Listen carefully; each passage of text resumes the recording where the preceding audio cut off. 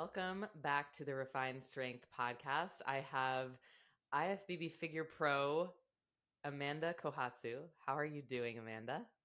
I'm so good. Thank you for having me and being patient because I was late for the first call. Hey, you're busy. You're busy with like Mr. Olympia shit to do. Yeah. So that's important. So Secretary. for anyone who sorry, what? I said What'd you say? secretary duty. Yeah, exactly. For anyone that doesn't know, Amanda is also known as Haparican. Is that how you pronounce that? Your Paparican, yeah. handle? Haparican hmm on Instagram.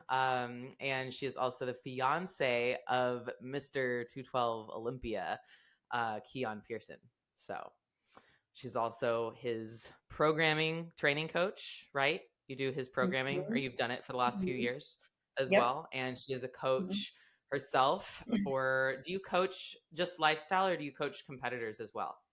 Mostly lifestyle. I do a lot of programming for other competitors. Yeah, So that's right. if I don't currently take prep clients, I have been mentored to do prep coaching, but with all the stuff that I do for Keon and still competing this year myself, um, I'm actually just not interested in prep coaching right now. I think that'll be something. I think that'll be something later when I retire Yeah. and have a little bit more time on my hands. But I do program a lot for some pretty cool IFBB pros. I'm like really excited to help. So Yeah. So I know you've been doing his programming for a while, and what was the shift in terms of like when you guys met and started dating and then he decided to have you come on to like do his programming, or maybe you decided to just start doing it? I don't know. Tell me about no, I that. didn't. I didn't just come in and take over, but that does sound like my personality. It was it was really natural. Like he, I think I met you at the gym when I'd come to Dallas to train with him in the very Yeah. beginning, and he was so close to Olympia at that time. I think you like when I met you. I think he was like 6 or 8 weeks out of the 22 Olympia, Mhm. and I recognized some things that could be fixed in his training. Of course, I didn't say much then because he was so close to this show. But then after the 22 where he placed sixth, he came out to LA pretty close right after the show, like January, maybe right before the new year. Yeah, like December, right before the new year. And we immediately started training together, and I made some comments to him about, you really should focus on this, you should focus on that. And he was surprised that I had kind of studied his stage shots, and I had asked him about the feedback, and I gave him, feedback from the judges, and I gave him my sort of 2 cents on what would maybe help him as far as training. Excuse me while I burp from my protein shake, but um, and pretty close after that, we were training all the time. He never really went back to Texas after that. He was in California for the most part. The Yeah, he was in California for the entire off season until I we moved to Vegas in March. And before we had even moved to Vegas, he had asked me, will you just take over my training? I have a coach, but nobody really does my training. So he at first was just kind of copying whatever I was doing. And then, Mhm.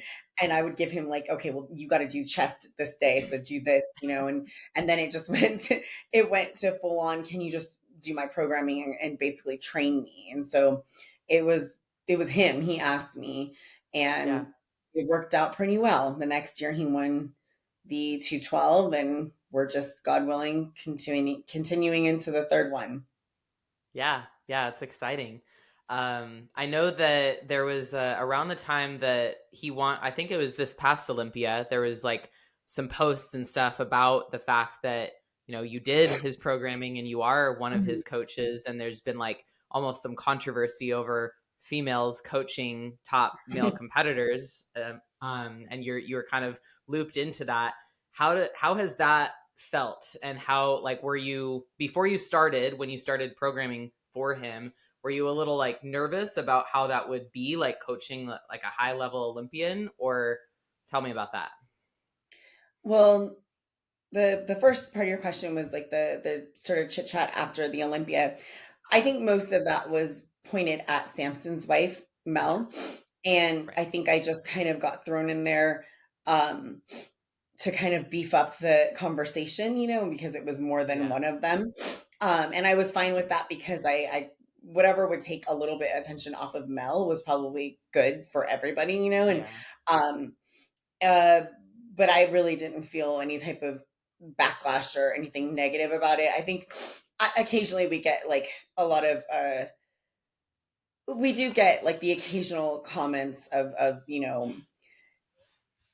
bros that just want to be negative or something about like how can you let a girl train you, but typically people understand once they see my Instagram or they look into my background that um it speaks for itself. I don't really have to like talk about Yeah. who I am and what I do. Like I'm more than capable of programming for Yeah. Keone. But Absolutely. um as far as like was I nervous? Absolutely. In the beginning it's so funny because I'm the opposite of nervous now. Now I want to like take over like not Mhm. everything, but like I kind of like I do really I'm invested in his success, and also he's we're getting married, so he's my life partner and I'm invested in his health. So like I'm a big part of like the conversation of all of his programming as far as like his medical stuff and looking at his protocol for his prep. But in the beginning I was, as most people would be, I think it'd be dangerous if I wasn't nervous, like Yeah. i I was a It's a new big pro myself. responsibility. Yeah, it's a big responsibility and you don't want to mess someone up. I knew he had the potential to win. I did not think he was going to win the next year, but I knew Mhm. that he had, yeah, I had no idea what was going to happen. I thought Sean had one more in him maybe. And Mhm. so I thought, okay, if he can just get in that top 3, that was like my whole goal during That's the the off win in season was, mind. yeah, we just got to get him enough tissue to get him in the top 3. Um, and I felt like I could help him do that along with his coach with the diet and stuff like that. But it was still like, as a trainer myself, I don't know, might not be all trainers, but I think a lot of us, we overanalyze everything. And I'm always, as far as, especially for bodybuilders, you only have a certain amount of time. So I don't want to Yeah. allocate the wrong amount of volume to the wrong body parts, or, I don't want, God forbid, get him injured. That was my biggest fear. Um, so I was really nervous. I was very, very nervous. I'm still nervous. I still take it as a big responsibility because it's, he's, he's he's the provider of my household too, so it's we can't get him injured, we can't affect his physique in a negative way. So to be honest though, I'm like that with all the competitors that I program for. I Yeah. agonize over programming all the time, thinking that I'm going to guide them the wrong direction, so I think that's a common misconception that the people that are at the top of something or are obviously really good at something because of who they work with, like yourself, that like, oh, she's so confident all the time, like she has it figured out, like she's not worried about anything at all, no, right? not at Or all. but that's part of being at that top level of something or being really successful at anything is like because you're nervous, because you take it really seriously, it means that you're better at it. And that's part of what makes you so good. Yeah, I think it's part of what makes you thorough is that Mhm. you're so paranoid about guiding someone in the wrong direction, making the wrong choice. You're constantly um I'm constantly seeking guidance from people that have been doing it longer than me. Um Watching material of other, trainers, other coaches, reading literature. Like you're just always trying to figure out ways that you can get better, just like the athletes always trying to find ways for themselves to make their physique better, right? So it's just a process of having less ego and more Mhm. desire to learn and progress. Yeah. Tell me more about just like ways that your ego has kind of like either gotten in the way of you doing a good job or ways that you've kind of overcome that part of you. Ooh, I mean, it's definitely it's definitely gotten in the way of a lot of things. It's Yeah. gotten in the way of my powerlifting journey and making some sort of mistakes, thinking that I could take on weights that I wasn't prepared for yet, or um, in the bodybuilding side of my own journey, um, the typical making quick directional changes too soon. Oh, too much body fat, let's get into a cut. Oh, too lean, or like, oh, we're too small, go back into a bulk. Not allowing things to like really live themselves out. And I've really to think about like where I've learned. I think this year is a learning experience for me where I thought that I was going to go into a prep because I thought that this was going to be enough of a timeline for me to grow, but life happens. Health had some setbacks in the beginning of the year. And when I did a mini cut this past couple months, I was nowhere near where I wanted to be. And instead of being stubborn and sticking to a plan, which is, very ego driven, I decided, no, I'm not ready yet. Let's stick to what we're doing, get back into the off season, continue to stack good days, make progression on my training and see where we end up in the next 3 months.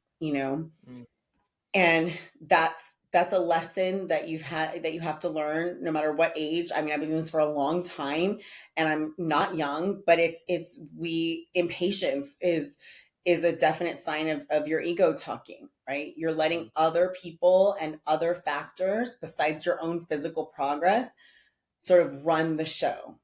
And that's just not how it works. Your physique's not going to improve on your timeline. It's going to improve on its timeline. Yeah. What do you think was like the moment, if there was one moment that allowed you to really realize that I need to not be on that timeline, I need to let that go a little bit? I think just aging in general has taught me so much about patience, and it's taught me so much about not waiting too. So on one hand, it's taught me that there are aspects of what we do in physique training and strength training too that are going to take a little bit longer due to age. But at the same time, if your timeline, because we should have like an expiration date to when we want to finish doing this. If your timeline is shorter because you have other goals in life or because you're reaching an age where you're not comfortable continuing, then you do have to kind of like, shit or get off the pot type thing. You know what I mean? Like Yeah. you have to, You got to just see what you're made of and like see yeah, what you have happens. to decide that this is what I'm going to do. You told yourself it's going to happen, that you're going to be finished at 40 or 45, whatever that age is. So, okay, make the most of these times. So I think it's like age has taught me a lot about being patient, but also not putting things off, not putting myself on the back burner, not putting my goals on the back burner. I mean, I became a pro at 35, 36. I was not young to be a 2021, national right? champion. What? I'm sorry. 2021 was the year you went pro, right? Yeah, yeah. So do Yeah. the math. So yeah, I was already in my mid 30s when I became the national champion at NPC Nationals. And from then, you have to have a conversation with yourself, like how long do you want to do this, and what do you want to accomplish out of it? Okay, well, this is what we have to do. So that's a beautiful thing that happens with maturing in, chronologically maturing or AKA aging. It tells you, it forces you to have to like put some time on things, but then it also reminds you that like, hey, it doesn't happen the way it happens for you when you're 25. So you're not going to be able to compete over and over and over again, probably. Maybe you've got 2 good seasons as a pro, maybe 3. Make them worth your while though, right? Yeah. You're Have going to fun with have them. to space things out a little bit because of your age, trying to get your hormones back every time you prep, things like that. It gets a little bit harder as you get older. But at the same time, like you only have 5 or 6 years, so make the best of it. Yeah, definitely. So now you are about to be 39, right? I am Or 39. you are 39. Okay, I knew you were very close. So, and you are competing this year, you said, right? I'm going to try to. Yeah, Okay. I'm going to try Tell me to. about as much as you want to, obviously, about like what makes this year the year for you in terms of wanting to compete, being ready, like some of the lessons that you've learned that have brought you to that decision.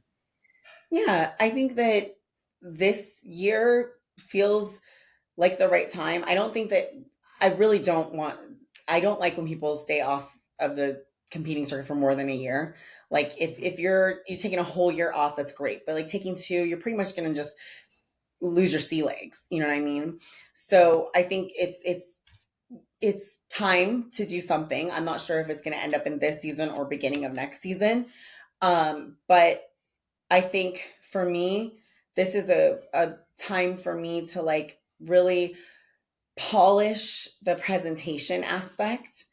And also, honestly, the biggest reason why I want to compete is to sort of prove some scientific theories in my head about where we went wrong last year and see Okay. if we can sort of correct, not overcorrect, but correct some of those things from last season that I was on, which was 23. So I guess that was 2 seasons ago. No, that's Yeah. crazy. What were some of those things, if you can give an example, that you're looking for it Um, to correct? yeah, over dieting, just Mm. something that I think, as women, I feel like 90% of us, and I've coached so many, I've probably coached 1,000 or more women. I would say 90% of them think that they are sort of perpetually over fat and it's going to be impossible for them to get lean. And then once you cross that barrier and you actually get like inside out skinless lean, you prove yourself that you can. However, if you don't have someone externally or maybe internally have that sort of check yourself gauge where you can pull yourself back, that mindset of like being a perpetual over fat person, it will continue to spiral. And that's where I think, you know, I probably went wrong. Like most competitive women go wrong is we're just, nope, never enough, never enough. Got to keep going, got to keep going. And you just kind Mhm. of diet yourself down into an oblivion. So Yeah. um, I don't blame my coach. I do think that it would have been easier if I had a coach maybe locally to see me in person because I think I looked a lot different than I did in pictures. But it was a really good lesson for me in, okay, wow, okay, so it's possible for me to go overboard with dieting. I didn't realize that. I thought I was always going to be one of the bigger girls. I'm actually one of the smaller girls. So, Yeah. yeah, so it's really I think it was a really good lesson. It was a very tough lesson for me though. I had always prided myself in being very muscular, and when I presented my last package at the end of the season in 23, I was just sort of a shell of myself, and Mm. it just wasn't representative of who I was and all the work that I had put into my physique. And um I feel like I'm still recovering the muscle that I've lost from that season. So, which is Yeah. why I'm still in the Yeah. off season. Yeah, it's a hard lesson to learn when you do go like past that point of almost no return, because like a lot of people just Mhm. don't really think about the fact that you can lose muscle in a prep, Yeah, even if you're enhanced, but especially if you're natural. And that's something that like, yeah, you can get it back, but there's a certain amount of like just health implications that come from getting overly dieted and depleted as well, that like if those health things are not taken care of right away after that season, then it's going to be even harder for you to get that muscle back and actually get working towards putting that muscle back on. exactly. And at a certain age, those Mm-hmm. things don't come back online the way they used to, and they may never. And so you may have to supplement, HRT, things like that, to keep yourself just at homeostasis to put on the muscle. But Mm-hmm. I'll be honest with you, after about 35, 36, you're chasing muscle.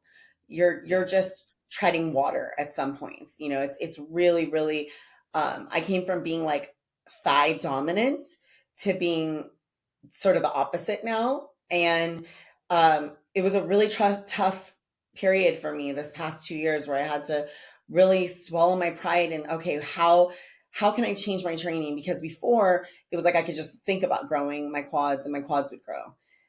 Yeah. Now I have to really, I mean, stand on one hand and like really like pray to some weird god to like, you know what I mean? It's like it's really, Yeah. really changed. I have to rest more. I have to eat a significant amount more, but then I have to worry about getting too fat. So it's like it's a really hard balance Fine over a balance. certain age. And I think that like we have to really give it up to these women who are in their 40s, like Jessica Padilla, and I can think of a bunch of others that are just genetically freaks of nature, like freaks Mhm. of nature, because it is really hard to make it that long and still be maintaining that much muscle mass. It's incredibly difficult. So kudos to them. But I am going to give it my best shot and see if I can bring my physique back to life for at least one more season. But it's been a journey. It's been a really, really hard, journey personally. Like, but when I remove like my own ego from it and I just look at it from a coaching perspective, it's taught me a lot. So I'm grateful for the lessons. Would you say that lesson there that you just described, like how much it's taught you, is the thing that makes it most worth it? Just how hard it is? Or is there anything else that makes it more worth it? Yeah. Yeah. I think that, I mean, I would love to say it's all just for the lesson. I think some of it is for, the egotistical prove yourself wrong type thing, or prove the system wrong, like, nope, I didn't go backwards. I'm coming back, type thing. So Yeah. I think that, is it worth it? Maybe not. If I could go back in time, I would have pulled the plug on my dieting at a certain point last prep. And I would have reversed and I would have looked way better and been able to recover my muscle better. But since I can't go back in time, yeah, I am grateful that I've had this lesson. I also think there is something really important to learn from going too far, is understanding that you can be the leanest person on stage. Like, I think a lot of people lack that belief because they've never tried hard enough. Mm-hmm. They've just never pushed hard enough to see how lean they could get. And they constantly have excuses for why they're not lean. And Mm-hmm. it's just not true. If you look, I mean, if you just Google me, there's gonna be pictures of me at like 170 something pounds, powerlifting at 5'1". Like, I am not a skinny person. I Yeah. was literally shredded to the bone in 23, to Yeah. the point where the judges told me I had way too many striations everywhere. Mm. So trust It's me possible. when I tell Yeah. you, everybody can get that shredded. Now, what you lose on the way there, that's dependent upon how much muscle you have and your genetics, your hormone structure, but everybody can get there. And I think I actually think it was really good for me to know that, because once you know that, it's a very empowering piece of knowledge. Because I was talking to my girlfriend in the gym, she's a figure pro as well. And we were just like, yeah, whatever, like, fat comes, fat goes, like, we can take it off. You know what I mean? Like, that's the empowering part about bodybuilding. When you do it right and you understand it, you have this empowerment that nobody can take away from you. If I wanted to lose 30 pounds in the next 4 months, I could. If I wanted to gain 30 pounds, I could. And we can just do that for the rest of our lives because we're good at this, right? Yes. So I think it was a good lesson. It's a very harsh lesson, but it was good for me overall. Yeah, I think it's good for everybody to really be pushed that hard and pushed that far. Obviously, like, hopefully safety is part of that, and health and all of that Right, good stuff. But like, being pushed that hard to like really show what you can do, right, especially if you have had any kind of a past where you didn't think that you could do that, or maybe you right, tried and you failed. Like, right, personally, I didn't get lean enough my first two pro seasons, and I also wasn't big enough, and there's a lot of right, issues there. But like, so there was a part of me for a long time that wondered, like, I don't know if I ever will get there. I don't know if I can. hmm, Like, yeah, when I get lean enough, if I do, like, am I gonna be big enough? Because I don't right, feel like it. And it like, I was talking to Austin yesterday about this. Like, I had a feeling of like nobody believe. I had this feeling in the back of my mind of nobody really believing in me to be able to like make it, until like hmm, I got called for, top 10 at the first show of this yeah, last season. yeah, Because like before that, I'd only ever known last call outs, and right, that sucks, right? yeah, But once you see the capacity that you have, like, then that clicks in your mind. You're like, oh shit, I can do yeah, this, and I can do yeah, this too, and I can keep going. right. I think, like, for me, I always knew I thought I had enough muscle, but I just never thought, oh, I don't think like I'm gonna get that shrink wrap look, and Mm-hmm. um I think, yeah, you have to go there, and sometimes you have to go beyond there, to Mhm. try and like, so for someone who can't grow, maybe they have to have that one season where they get huge in the off season and show themselves that they can do it. And then the next times it's not as hard, right? You can kind of gauge it. Like, okay, maybe I don't need to put Absolutely. on 30 pounds, 40 pounds in the off season. Maybe I put on 25 and I'm good. You know what I mean? But Yeah. like, I think we all kind of have to go to those extremes a little bit or get to that one threshold before you really just kind of build that confidence and build your stride. And it's like for you, it just takes time, right? Like Yeah. what you were saying, More like time you than you didn't think have, usually. yeah, it always takes more time than you think. Like you said, you didn't have enough size and couldn't get lean. But the fact is, if you got too lean when you didn't have as much size as you do now, it would have been even worse. So I would rather have someone like you come in a little bit softer until she grows enough muscle to push harder against the skin and not have to like pull down so hard, right? So Yeah. it just takes time to kind of figure out the balance. It's like Goldilocks, like, like this one's too hot, this one's too Yeah. cold. This Gotta It's be kind just of like right. you have to just find the one that's just right. You have to find the prep and the strategy that's just right for you to make it all happen.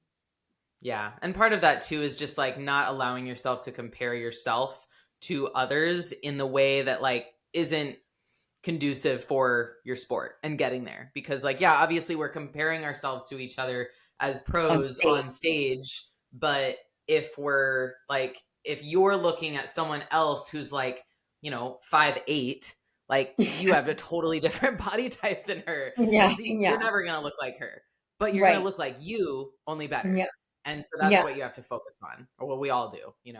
Yeah, I mean, I think that it's good. At my age, I feel like I have a good gauge on comparison versus like inspiration or motivation. Hmm. Like, um, I don't I think that like I look at all of you guys out there in the Instagram world as okay, I'm interested to see where everyone's as a fan, I'm just really happy for everybody that they're doing what they need to do. Yeah.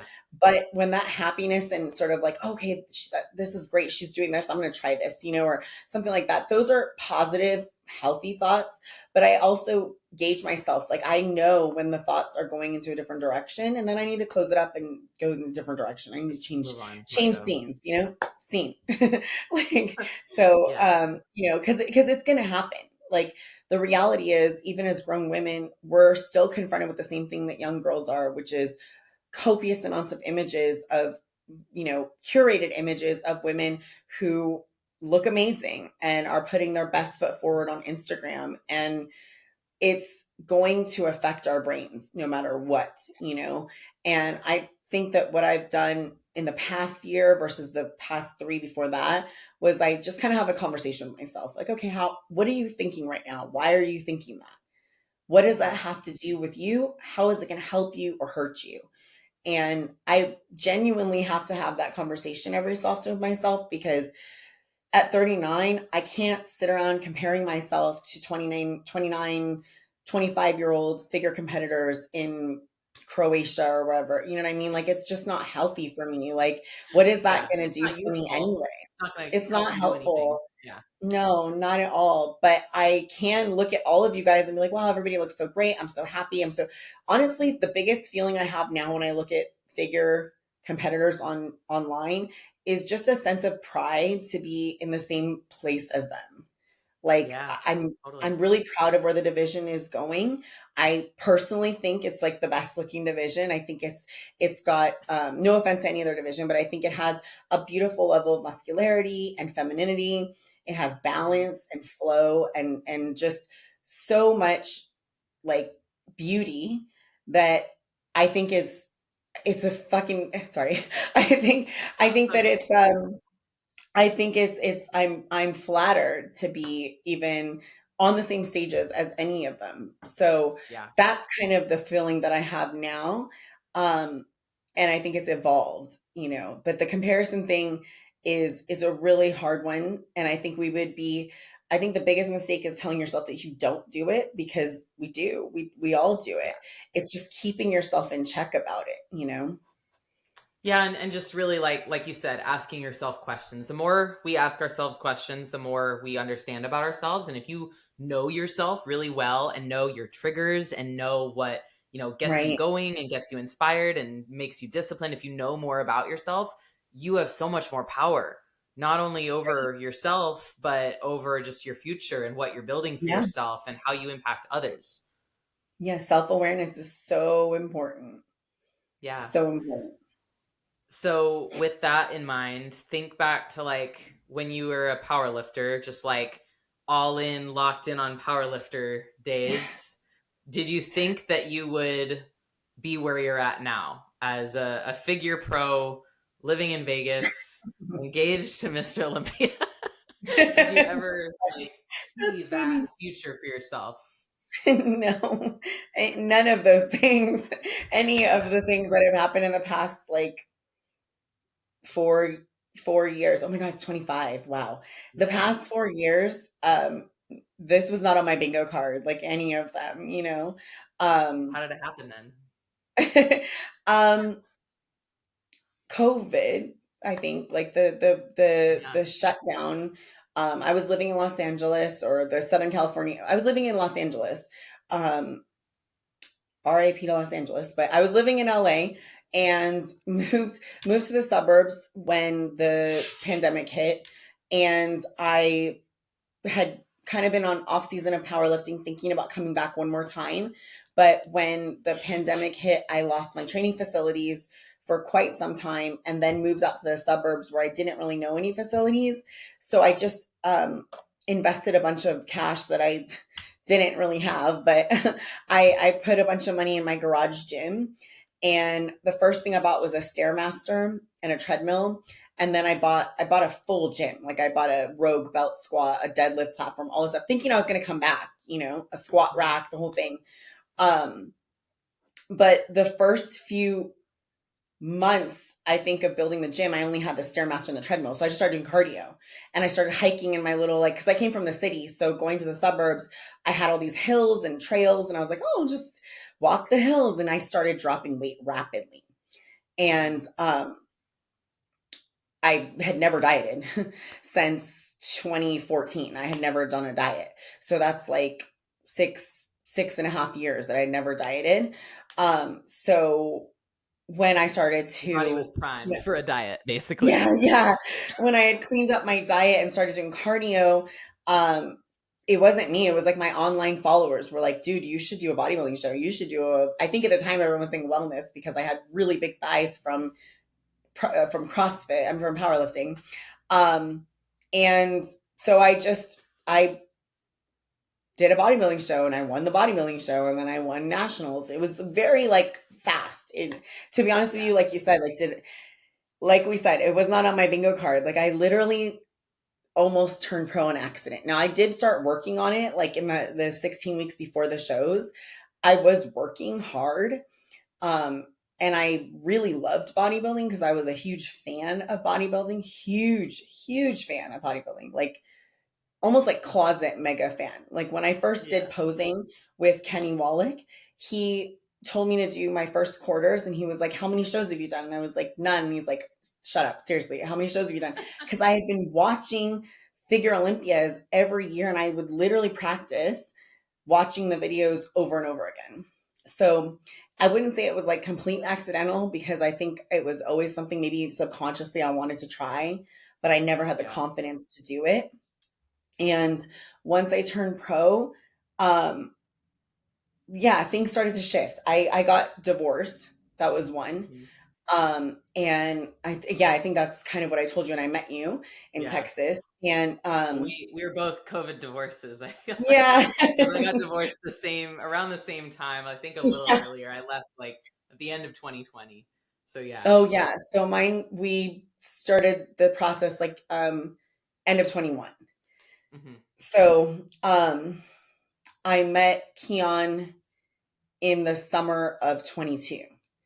Hmm. And um How'd you guys meet? that's probably what I'm sorry. How'd you guys meet? Oh, Instagram. Yeah. Now, this is like, it sounds like I'm lying, but I really didn't know who he was. I didn't follow the two. I'm not a 212 fan. I am now, but I was not back then. And what's funny is I had met him before. in 19 because I was friends with Breon Ainsley and he was competing against Breon, but I never knew who he was. I literally was just like, oh, that kid, He's that just a other guy. short, Yeah. the short guy that was in classic, you know what I mean? I had no idea who he was. So I think I followed him on Instagram because maybe somebody else had tagged him on something. And then one thing led to another. He started messaging me and, oh, I commented on his post. That's it. He asked, Okay. I have to say that it's my fault. He asked for feedback or something. You know how people like put questions in their captions, and I answered the Mhm. question. And he messaged me, and then the rest is history, right? Yeah. But yeah, so I met him before the 22 Olympia in the summer while he was prepping. Between like Tampa, he had just won Tampa. Um, and that's probably what truly changed my life. I'm sure like um, bodybuilding, obviously first, right? I got the pro card. I probably wouldn't even talk to Keone if it wasn't for becoming a pro. And then meeting him, we literally became inseparable from that first trip when I met you in Dallas in the summer. Um, and then, yeah, my life has completely changed like 180 Yeah. degrees since then. Like it's sometimes I have to pinch myself. I'm getting more used to it now, but it's definitely been an incredible change. How would you say that change has like made you change your like mindset around what love is? Mm, wow. Just coming from someone who's been divorced, I like to hear Yeah. people's opinion on that. You know, Rachel, it really didn't because Keon, our relationship is exactly what I thought relationships should be like and marriage should be like. It's just that I was in the wrong one. Yeah. That's all. He's exactly what I've always wanted. The way he talks to me, the way he treats me, the way he acts around other people, the way he treats other people, um, our connection. It's exactly what I've always wanted. It's what I thought that I was going to have in the past, but it just wasn't the right person. And I think I was not emotionally mature enough to read the room and like realize that it wasn't the right person. I didn't pick up on it because I think that for all my tough girl sort of exterior, I'm actually really optimistic and like think the best is going to happen, and it's something Yeah. that I love and hate about myself because I think it's really cool that I can still be that way even though I've come from some pretty um tough beginnings when I was growing up and stuff. I still kind of have that romanticized idea in my head, and it's gotten me in trouble because I've gone down the wrong path with the wrong person and people. And but I think that I'm just really glad that it was Keon and that I found the right person that gave me all the things that I really wanted. So it if anything, it changed in a way that I believe that those things are true now. Like I believe Yeah. that it's possible to find the person who, you closed your eyes before and you thought about. And you go through those tough times and you think it's never going to happen. That doesn't exist. And it really can. It really can exist. Um, and I think he's given me like a new, fresh, like breath of air, like of just belief that it all can be true. Yeah, I 100% relate to that. I felt kind Yeah. of the same way. I had that feeling of just like, well, maybe that type of love isn't for me. Like I Mm. remember thinking that like that Hmm. type of person that, when you Yeah. close your eyes that you just talked about, like maybe I don't deserve that or maybe I just like I'm not cool enough to have that. Like Yeah. it's just the things that we tell ourselves that like Hmm. or on the flip side you think like, well, I have that. I just have a version of that, and it's going to get better. And you Yep. can continue to tell yourself those things. But I think that's one of the things that people get like the most in trouble and like just the most heartbreak when it comes to relationships and finding love and partnership is that they get into relationships just to change that relationship and or to Yeah. change that person and change themselves. And then you get towards the end of a relationship and you realize like I'm a totally different person than I wanted to be. And Yeah. yeah, I've Yeah. I found think, that over that time. Sorry, go ahead. no, I think you're so right. I think that a lot of times, especially as women, but I'm sure both genders, I feel like we have the wrong goal. The Hmm. goal a lot of times is to make the relationship work, right? Yeah. But instead, I think a lot of us should be figuring out how we can make ourselves happy, right? Yes. If happiness has to be the utmost goal for both parties individually and together. But if Hmm. parties are not happy on their own, they're not going to make each other happy, right? Yeah. And I think like the goal being happiness, well, you got to be really aware of who you are to be happy, To right? even So know what like you want. yeah. So, like, back to what you said before, like self awareness, we're talking about prepping, obviously, but it applies to love as well and Hmm. relationships. And I think, like, at this point in my life, I know myself so well that I have a way better understanding of like what I want in my life. And instead of when I was younger in my 20s, when I got in my first marriage, I think, I didn't have the courage and the self-awareness to just put out there on the table like this is what I'm looking for, these are my non-negotiables, this is what I want, these are my goals in life, these are my goals Yeah. for love, and this is what I see myself, the kind of relationship I want. How do you feel about that? That conversation was never had, right? Yeah. Because And you're scared of rejection. You think yeah, putting it all out yeah, there and being vulnerable is going to make them think you're weird or like asking exactly, too much. And right, that's too just clingy, too that's the only thing you soon. should ask for. Exactly. The thing is you should be running towards the things that probably could end a relationship or rejection. Because if your relationship can't withstand that conversation, then you're not in the right relationship. Right. Exactly. So with Keon and I, it was like freaking natural. Like from day one, almost, we were like, look, this is what I want. He was the first one to say, look, this is I what was I'm gonna say, looking when did you have that conversation? Like probably the really first soon, meeting. too Yeah. fast, too fast, because we had talked so much on the phone before we Yeah. met. And so by the time we met the first time, he was like, look, like I don't personally, I'm not looking for things that are casual.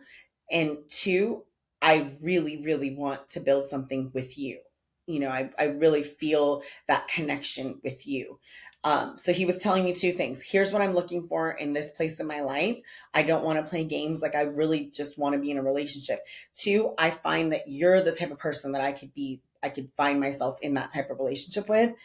If that freaks you out, let me know. And of course, it did freak me out, right? I had just come out of a very serious relationship, the serious, Mhm. most serious you can get. And so my plan was to just dump him, but that never worked out for me. My friends and I still laugh about that because we always said that he wouldn't last past the 22 Olympia, but it never worked out What that way. happened? You thought you were just Yeah, gonna have fun in Texas and then go back home, and now look at you. You're in Vegas yeah, together, and you have yeah, your whole yeah. life. Stupid face. Yeah. Yeah. Yeah, that's pretty much, I mean, he laughs about it all the time, but like my friends always like make jokes. They even like sign cards like that, like ha ha ha, look what happened, like it is funny how that works. But I think it was so important that we just laid out our goals on the table, in the beginning, Yeah. and it just became so easy after that. It was like all the things that I did wrong in my previous relationship, they were all the opposite here. It was like Hmm. green flag, green, it was crazy. It was really crazy. Yeah, Don't it's not to something say that's that we don't. easy to work on together. Yeah. Like Yeah. you said earlier, it's not something you should have to like work on in a way that like I have to always be fixing this. It's more just Right. like what's this thing that we can build together and work on Yeah. together and Yeah. work on ourselves individually and together, like that type of cohesiveness is rare, but it's especially rare if like you have conversations that are like off the table that you can't talk about or that you Yeah. tiptoe around. Yeah. Whenever you feel that feeling of there are off limits, conversations or Mhm. topics, I feel like that's a big sign, you know, it's a really big sign if you guys can't get through topics. And one thing I will say um, about him is we there is nothing that we can't talk about. I'm sure you feel the same way. Like there's Yeah, just that's awesome. nothing that's everything that I even think, like I work up in my little woman brain thinking like, oh, this is going to be a problem, or it's not. It never is. It's never a problem, you know? And I'm really, really He's getting grateful for used to. that. Yeah. Yeah, it Yeah, does. I know exactly what It's you like mean. it's a trust thing, you know, like you have to really trust that that person is genuinely not going to judge you, and I think that's a big part of building that sort of foundation of trust in the relationship. Yeah. So speaking of trust and just like the relationship, you guys are, a couple of like very influential people, right? Influencers, you would say even. Um how I'm does laughing. that how is that dynamic to you guys? Is it something you think about or have to address ever in terms of like, people sliding into DMs and stuff like that? Like how is that? Oh, no, No, not really. not really, That's good. no. Like we don't really we definitely talk about it though. Like Yeah. we constantly check in with each other about our comfort level and about boundaries with other people and about I guess we call it reassurance. Like we're constantly Yeah. always reaffirming, reassuring each other about our places in our lives. We work really hard at centering our relationship in our lives. So Mhm. our relationship comes first. In and obviously his career is important, but he will tell you our relationship comes first. Because if a relationship is not stable, if someone feels insecure, if someone feels not reassured about their place, his career will not go as well. He's Yeah. very, very affected mentally by how I feel. And so he's very aware that if he messes up or allows someone to cross boundaries, that it will affect our relationship. And that will most likely have a very negative effect on his physique because he's a very Yeah. emotional person. He's a very Mhm. emotional person. As I think most of the internet knows, he's is a very sensitive person. He values family, and since he doesn't have the tightest family, we are family to him, Mhm. and so um, that is his priority. And That's good. I think that overshadows all other types of, you know, interactions and relationships. But we communicate very often about trust and about boundaries. I don't really worry about it as much because I'm not as active online as he is. Yeah. You know?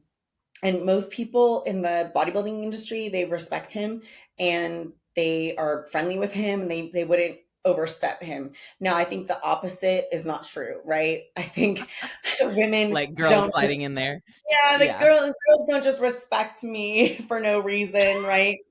um, so I think that if anyone had to be nervous or insecure, it's probably me. But I think I think it's good that I'm the age that I am and the maturity level that I am, because, you know, at this point in my life, as much as I do trust him, I really do to the core. I trust him. If he decided to break that trust, he knows that there's no problem. I'm a completely whole person, and I would Mhm. just get in that car outside and I just keep driving and just get the hell out of here. You know what I mean? Yeah.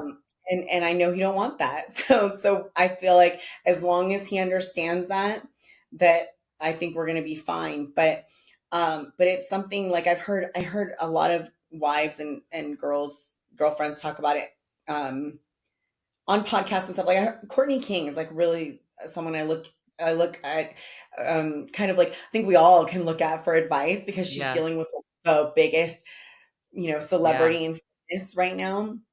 And I think it's really reassuring to me to hear her say that she still has conversations with Chris about insecurities she has, boundaries that she wants him to provide for her and for their family. And Yeah. I think it's really important that we're honest about that, you know, like, yeah, I have boundaries in my relationship, and so does Keon. You know, people are It's a not normal going to, thing. yeah, like people Yeah. are not gonna have like a casual conversation with me if you're a guy that I don't know. And you should know that if you have a conversation with me in the DMs, I'm telling Keon about it. You know, like Yeah. he's my Like, there's DMs no all the. sneaking. There's Yeah, no for sure. sneaky. There's absolutely no secrets in our relationship, and I think that's probably the best way to keep it, as far as like, especially with these guys that are sort of high profile. The other thing is I travel with him a lot, and I think that helps Yeah, for to sure. keep things, Yeah, there's like, just keep your mind and that's a wandering. different too, like with like the visibility of like what a relationship looks like on social media. It's not like no one should ever feel, in my opinion, like pressure to like post about a relationship or post Mm, someone ever so often or something like that. But like just seeing you guys and how you're very much just like it's clear that your relationship comes first. Like that's yeah. clear just from an outsider's perspective that doesn't even know you that well because you Mhm. both are very like not only are just showing each other off, but you like you support them and you Yeah. like you're there for them and you're proud of them and like that's the kind of thing I think is what draws in more of that respect, right? And there's always going Yeah. to be a little bit of the disrespect that floats around regardless of what happens and what it looks like, but Yeah. Yeah. um yeah, I that if you agree. can't have that respect or you're afraid of asking for it, that's one of those things. It's a red flag in your relationship, I Yeah. think. Yeah, 100%. But I do think that you're right about like the way you present your relationship is everything. I think that we should all feel autonomous and be able to, like, you know, show off our photo shoots on our Instagram and feel good Yeah. about ourselves.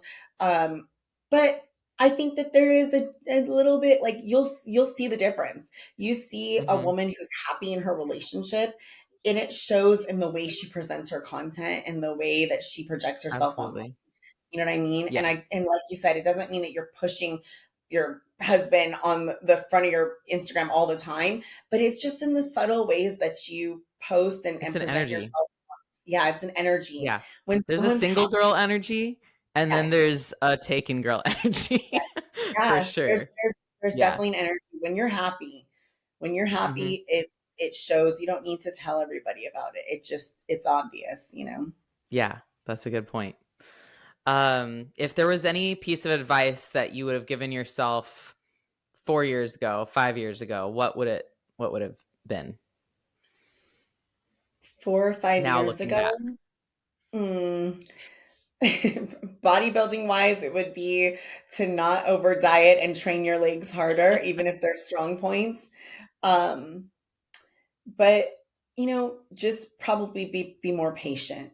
Just be more Mhm. patient and understand that this this whole thing is not an overnight situation. Like, it takes time. It takes time to develop not only your physical body, but your mental maturity, your stage presence, like, just everything. It's not as easy as you think. And I think that's maybe what I suffered from, the disappointment of realizing it takes longer, because Mhm. I turned pro so quickly. And I Yeah. think that some of the girls that it took them longer and they went to nationals 2, 3, 4 times, they really understood that patience a lot better. And I think that's a lesson that's super valuable. Yeah, I agree 100%. Well, thank you so much for coming on the Of podcast. I course. think it's a lot of good wisdom shared here, and I know a lot of people look up to you. And it's funny. I was texting a friend who's a figure pro, asking her like, you know, if she has. Sometimes I'll ask people if they have questions that I should ask a guest, and I realized in the question she was asking me that she told me like she didn't really know about you before your bodybuilding career. And like Oh, I've yeah. been following you for like since I got an Instagram. Oh, So man. like yeah, like I've been following for a while. I know. So That's so so it's funny. just interesting how much people change over the years and how like, you know, Instagram has been a thing since like, I don't know, 2013 or 14 or 2011, something like it's like yeah. 2011. Yeah, and I think I got an Instagram in 2015. And I want to say you were probably one of the first people I followed Oh my God. because I was really into bodybuilding, but I also had the awareness that I wanted to see just like other strong women. Women, And, yeah. you were really fucking cool back then. And you're really fucking cool now. And I'm so proud of you for like becoming who you are and like building your life into where it's at now. It's been cool to Thank watch from like you so much. the outside. Thank So, you so much. It's been a crazy journey if you followed me for that yeah. long. And it's really Yeah. crazy to hear people tell me, I've been following you since high school. I'm like, Oh my God. like, Don't tell me that. here's the thing. I wasn't in high school when you were in high Yeah. school, so it's not as cute for me, but No. it's really Well, flattering. It's been a fun yeah. journey. Yeah. And it's Well, still keep doing going. it. And if anyone wants to reach out to Amanda for coaching or programming, I'll put her information down below. Follow her on Instagram too, and just watch her do big things. Thanks, Yeah. girl. You Bye. too. Thank you so much. Bye.